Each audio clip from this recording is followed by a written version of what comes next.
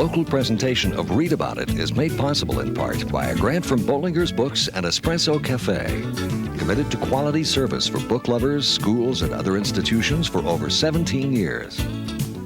Additional support has been provided by Cox Cable Company of Oklahoma City, proud sponsor of this effort to promote reading, education, and literacy in our community.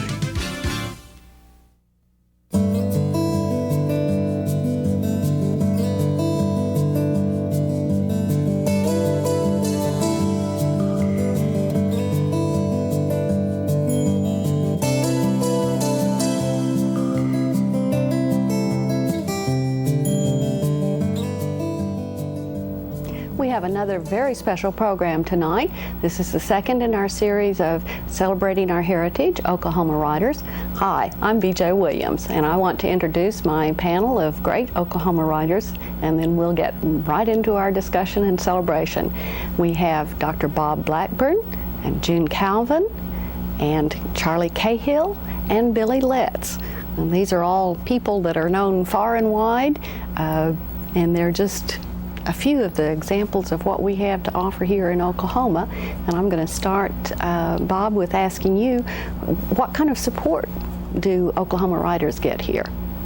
Well, I come at writing two different directions, really. One as an author who's written a lot of nonfiction, but I also work as an editor. So I've published and edited many writers' works at the Chronicles of Oklahoma. I've been editor since 1979. And I'm also a deputy director of the Oklahoma Historical Society. And especially for the topic that you're using, Oklahoma Heritage, we have an archives and library and resource materials that can help authors who want to have a regional flair or a regional aspect of their writing, with biographical materials, historical documents, original images, artwork, photographs. We have over 400,000 photographs. Ooh. So many people that want to research anything in Oklahoma. And as many people know, fact is stranger than fiction many times. We have characters that are perfect for fiction writers. We have topics that are perfect for nonfiction, between Indian history, pioneer history, urban history, the oil patch, agriculture, tornadoes, and everything else. We have a little bit of everything. It's really the American experience wrapped up into one state in a real compact time period, because we're such a young state. Yeah. So I really enjoyed my experiences with writers and writing in Oklahoma. Well, Charlie, you're not one of the young writers here in Oklahoma, but you do cowboy poetry, right? Right. And most of the work that I do is based on some of my family heritage. With my great-grandfather, who was a cowboy poet, was actually known as the Cow Scout poet of Juan, Oklahoma. And it's very interesting, and it's both a writing and a performing type art. I go to some of the poetry gatherings around the state and recite, perform, I guess, if I like to consider it a performance when you recite the cowboy poetry, because you may have to make contact with your audience, and it's interesting work, and I really enjoy doing it. It's not really a job, it's fun. It's fun to do. Good. And some of you others actually have to hide out a bit more when you're working on your job, sort of, don't you, Billy? Well, I hid out in a Walmart store for a couple of months. That was research, wasn't it? It was, actually. Writing about a girl who lives in a Walmart. I write contemporary fiction, so I just draw on the world around me, Walmart and a tornado for local color, I suppose. I enjoy contemporary fiction, and maybe because I'm shy of the research going back, but I have to do some, of course. Oh, do you find it helpful that there are a lot of other writers here in Oklahoma? I mean, have you talked with people for advice, gone to support groups or anything like that? Absolutely, absolutely. It's my feeling that writers are very generous people. There's a spirit of cooperation rather than competition with writers. And when my novel came out, I had notes, cards from writers here in Oklahoma I didn't even know. But we have a writers group in Durant, Red River Writers, and therefore we're members of Oklahoma Writers Federation. We have a nice conference every year. And other writers groups have been very supportive of me. They've asked me to come and speak, to conduct workshops. So yes, I find a lot of support in Oklahoma from writers, from readers, from libraries. I've spoken at a number of library events. Good. I appreciate that plug for libraries. Since this is a library-sponsored show, we need all the help we can get here. So now, June, you do Regency romance, and so it's not something that you can just go down to the corner store and find out about, is it? That's true. With all these resources around here, it's strange, but I settled on Regency England for my subject matter, which means I have to live in interlibrary loan or build up my own personal library to do all the research that I have to do. Well, now, you still find a lot of support from writers here, don't you? I found tremendous support here. That I belong to 2 local writing clubs that have been just enormous help to me. The Central Oklahoma Roundtable of Authors and the OKRWA, which is the Oklahoma City chapter of Romance Writers of America. I don't believe I could have become published without those 2 organizations. And support for you said you have a group now. Do the cowboy poets get together and practice performing, Charlie? Most of the cowboy poets, kind of an individual basis, you do your writing kind of alone or at times in solitude. You may be in a crowd, but you're kind of alone when you're writing.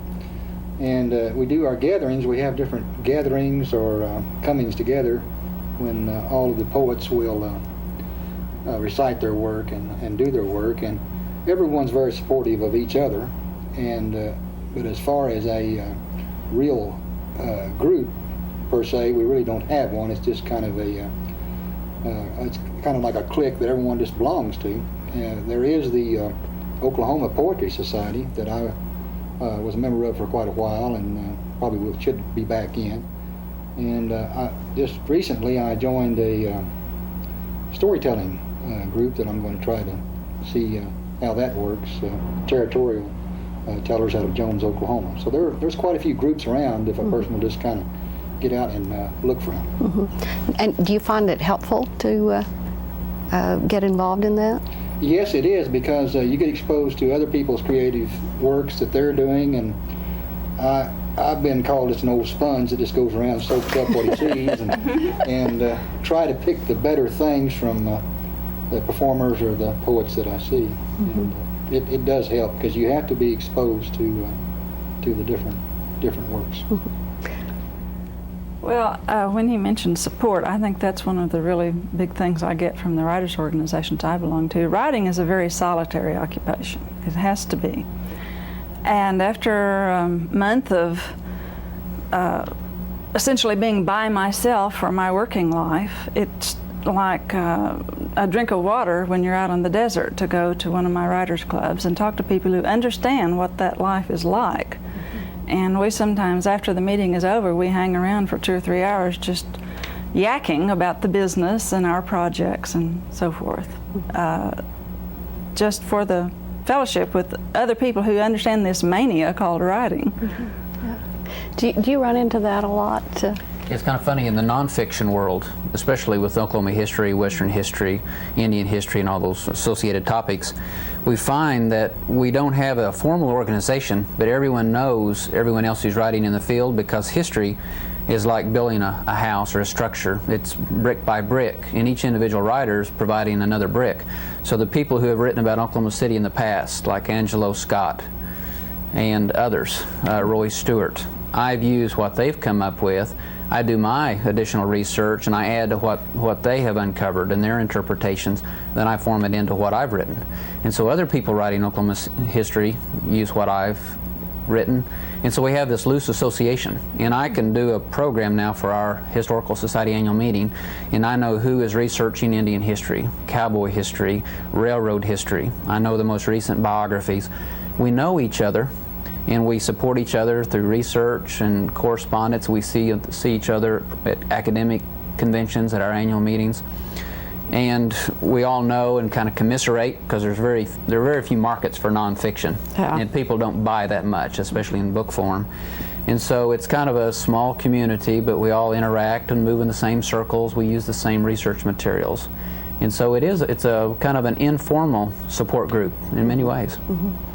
I think one of the things that has always puzzled me about Oklahoma writers is that I have understood that in order to write, you kind of have to experience life, and if you don't think about it very deeply, you wonder, well, whatever happened in Oklahoma that anybody would want to write about? And has that been your experience? Have you had to just really get completely out of Oklahoma to do that? Well, I haven't, and as far as experience, my life experience, my family experience, I drew a lot on the Depression. My father was a child of the Depression, and I heard a lot of those stories. And though I'm writing contemporary fiction, I drew on that kind of isolation and fear and desperation for my character. So sure, living Oklahoma history and knowing a lot about my family history helps me a great deal. Well, Charlie was saying that he really tells stories about his family, and apparently it's genetic, this cowboy poetry, isn't it, Charlie? I think sometimes it does run the line, a fine line, I guess, drawn down through the years. And going back to the Oklahoma theme, I was once at Poetry Day at OU, back when they had the Poetry Days. I don't know, it seemed like their funding might have cut off or something, but they had Poets Day at OU. And a young lady got up and said, you know, you can just write so much about Oklahoma, you can just write so many stories about red dust and wind, you know. And I thought, well, I'll excuse that to youth, because there's many stories here, and this old arrowhead here, I've wrote stories about how I came by this. It you know, it might be a little bit of a stretching the truth, but there's always stories, and that's what I kind of go back on as my family. And I was raised on stories told by my grandfathers and my grandmothers, and a lot of times I didn't believe them. I remember one story she'd told me about. She'd went to school with Belle Starr when she was young, and I thought, Grandma, now hold it. Yeah. You know, and but then as I was doing some research later on up around the home place, I came to find out that yes, a Starr family lived just below where grandmother and them lived, so who knows? You know, just don't know. Yeah, she just may have done it. Her name may be on the same list at the Oklahoma Historical Society. You can't tell. Well, that's actually one of the things I have found out in doing this program. I've had a number of people who have books on the history of Oklahoma, and I had, of course, learned about the 5 civilized tribes, but I thought there was that, and then there was the land run, and that was about all that happened in Oklahoma, and that's just not really the case, is it, Bob? And BJ, talking about family experiences, you wouldn't think that would influence nonfiction writers, but it does. My father was a highway patrolman. My mother was in the television industry. I've written the text for a museum exhibit on the history of television in Oklahoma, and my first book was a history of the Highway Patrol. And since that time, I live in an old home downtown Oklahoma City, and I've done several books on architectural history. Oklahoma City is my home, and I grew up here. I remember events and places from the 1950s and 60s. And so I've written several books about Oklahoma City history. So I've been drawn to my own family experiences. Now working on a book on the Civil War, because I heard stories from my grandmother about her Confederate veteran. Her father was a Confederate veteran. So I think even nonfiction writers can be influenced by their personal experience. It's easier to write what you know. Any writer will say, you don't sit down to the keyboard until you actually know what you want to say. And a historian's the same way. You write best when you really know your material, and if it's part of your personal experience, it's going to be much more vibrant, enthusiastic, and truthful. And so I think that the personal experience is important even for us nonfiction writers. There actually is quite a bit of that here in Oklahoma, I think. A lot more than the rest of the country might give us credit for, maybe. I mean, we've got tornadoes and people hiding out in Walmarts. We're making a lot of joke about that because Billy won the Oklahoma Book Award this year for a novel set with a young lady who actually hid out in a Walmart store in a town very like Durant. Very suspiciously like Durant.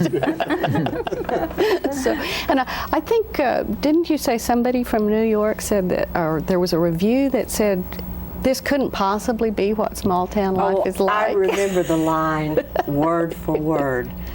Billy Letts writes about a rural America that does not exist. From New York.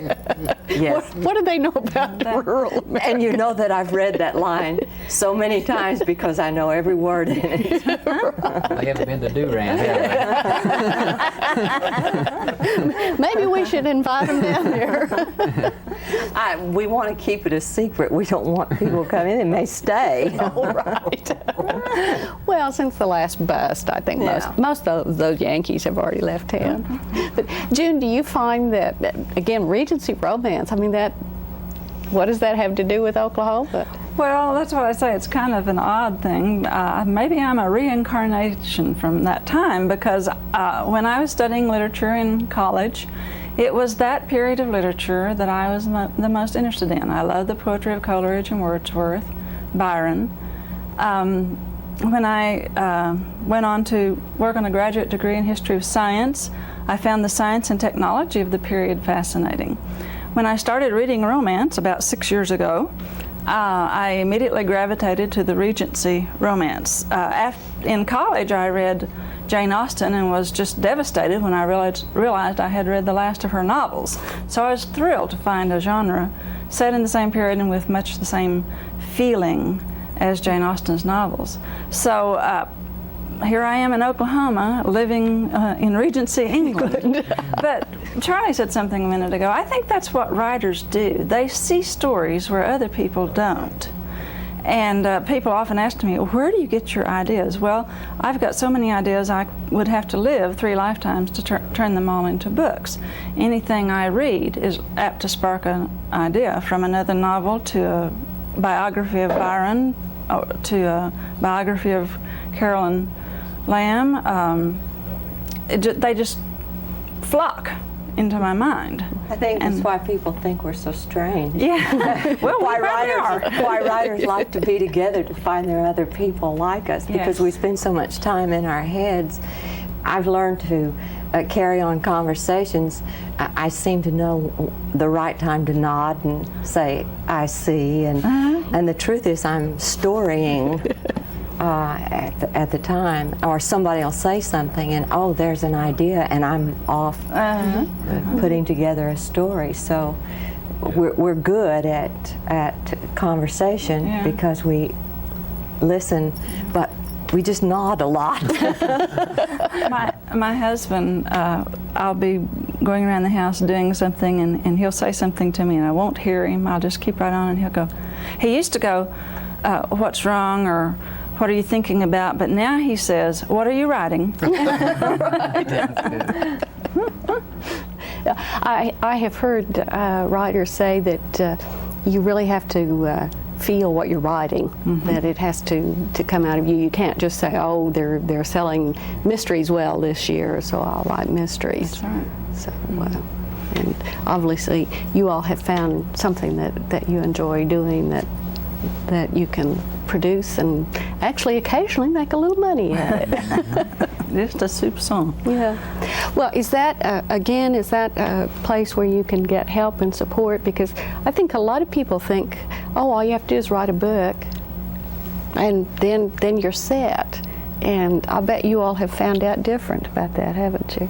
Well, I don't know about the others, but the Regency romance is a very small genre in terms of audience.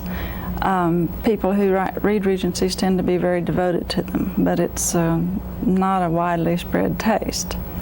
So I could not make a living doing Regency romances. It's a supplemental income for me. again, there's a touch of madness in it, I think, that I would spend so much time doing something instead of going out and earning an honest living at something. Well, I've heard it described as having a day job. Yes.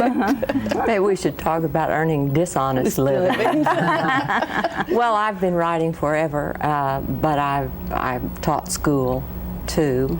I was very fortunate in writing my first novel and being published by Warner Books. It's a big house, and they really promote their writers. They put a lot of money into promotion and touring and that sort of thing. So, but for all those years, I wrote with almost no audience, screenplays, and you don't get an audience for a screenplay unless a film's made from it, or short stories that might be published in small press. I know I had a short story published a couple of years ago in the North American Review, and I was paid $65 for publication, and I was so thrilled. I spent $220 mailing it to friends and family. I know the feeling. Do you? Yeah. You get so excited and it's all Right. gone. I know most of the poets, like the cowboy poets, kind of self-publish. A lot of them self-publish their little books, and they'll make tapes, which in fact they just kind of hawk at the gatherings, and that's basically a kind of break-even, more or less, thing. You're lucky when you do break even, but it covers some of your expenses and things like that. You're not going to get rich doing this cowboy poetry unless you're somebody like Baxter Black or Wally McRae. Now you might make a little money off of it, but other than that, it's just an enjoyable pastime that you have to just appreciate for what you do. Yeah, really, on the cowboy poetry. Well, I think, Bob, you kind of alluded to that as far as nonfiction is concerned as well. Yes, you can't make a living at it. What, though, has driven me to do 12 books is that I'm always curious. It's funny, in 1989, we were really preparing for this until in '88, I already had 2 book contracts, and then I was approached by a person that wanted me to do a history. It was a biography, but in it was an element of the history of transportation in western Oklahoma. There was one trucking firm that was created in 1918 and grew and then changed in the 40s. And I was so fascinated that I finally did it, just because I wanted to learn more about it, and that helped me learn. And I did that book and enjoyed it very much. And then another, like the history of the First Baptist Church of Oklahoma City. Dr. Garrison approached me, and I didn't have time to do it because it's weekends and evenings, but I'd never done anything on church history. So I did the book, learned about the role of churches and the history of a community and the life of the community and the growth and everything. Learned so much. And so for me, doing a book is just not an expression, but it's a learning process. And then it builds, and then I understand the bigger picture, and someday I'll write that synthesis history of Oklahoma history that I want to do someday. Well, and I hope you called so we can talk about it on Read About It. We will. Okay. Well, have you all experienced a lot of difficulty really in getting that first book published? I mean, did you have to learn a lot about how to sell your manuscript to the publisher? Is this something you can go take a course and instantly become a great seller of your work? I think if you could, there'd be a lot of big sellers out there. I don't know. I think each situation is unique as far as getting the first book published or whatever it is we're working on.